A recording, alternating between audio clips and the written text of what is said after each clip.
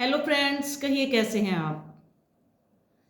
कहते हैं कि हम जिन चीज़ों के पीछे सारा दिन दौड़ते भागते रहते हैं, क्या इन चीज़ों से हमें इनर पीस मिलता है?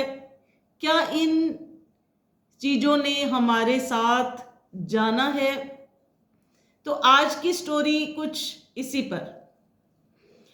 एक बार एक राजा जो कि बहुत समृद्ध थे, बहुत उनके पास धन दौलत, बहुत शानो शोहरत थी, लेकिन अब वो बहुत बुजुर्ग हो चुके थे। उन्होंने फैसला किया कि बड़े बेटे को राजा घोषित कर दिया जाए और वो खुद संन्यास ले लें। तो उन्होंने ऐसा ही किया और संन्यास लेने से पहले, जंगलों में जाने से पहले उन्होंने सोचा कि क्यों ना मैं अपनी चारों रानियों में से किसी को साथ ले जाऊं। तो उन्होंने सोचा कि जो मेरी चौथी रानी है, सबसे छोटी, जिनसे सबसे बाद में विवाह किया है उन्होंने, उनको साथ ले जाया जाए। तो वो उनके कक्ष में जाते हैं और उनसे पूछते हैं कि ऐसे ऐसे करके मैंने संन्यास के बारे में सोचा है, क्या तुम मेरा साथ दोगी? क्या तुम मेरे साथ जंगलों में चलोगी? तो उस रानी ने मना कर दिया। उसने कहा कि मैं नहीं जाऊंगी, तुमने जहां जाना है जाओ, मैं तो यहीं महल में रहूंगी। फिर वो तीसरे नंबर वाली रानी के पास जाते हैं, तो वहां पर जाकर उनसे भी पूछते हैं, लेकिन उन्होंने भी मना कर दिया। उसके बाद तीसरे नंबर वाली रानी के पास बहुत होप से जाते हैं, बहुत आशा से जाते हैं कि शायद ये रानी तो मेरे साथ जरूर चलेगी, क्योंकि जो भी राजनीति के उन्होंने फैसले लेने होते थे वो उसी रानी से परामर्श करके ही लिया करते थे। बहुत बुद्धिमान थी वो तीसरे नंबर वाली जो रानी थी।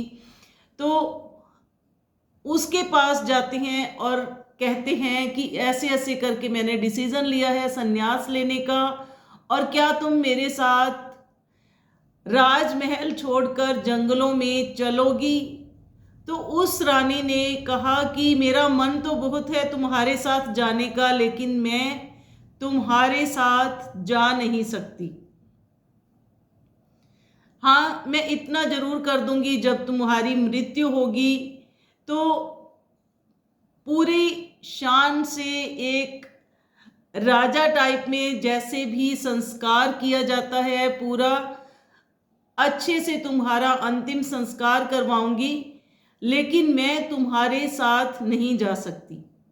तो वो राजा तीसरी बार भी रानी के कक्ष से निराश होकर जब वापस निकलता है, तो उसे एक आवाज सुनाई देती है कि मैं तुम्हारे साथ जरूर चलूंगी। तो वो जब नजरें उठाकर देखता है तो उसकी पहली रानी की आवाज थी, वो जो कि बहुत बुजुर्ग थी और ना ही उसने कोई हार श्रृंगार कर रखा था, बिल्कुल साधारण सी सिंपल सी थी।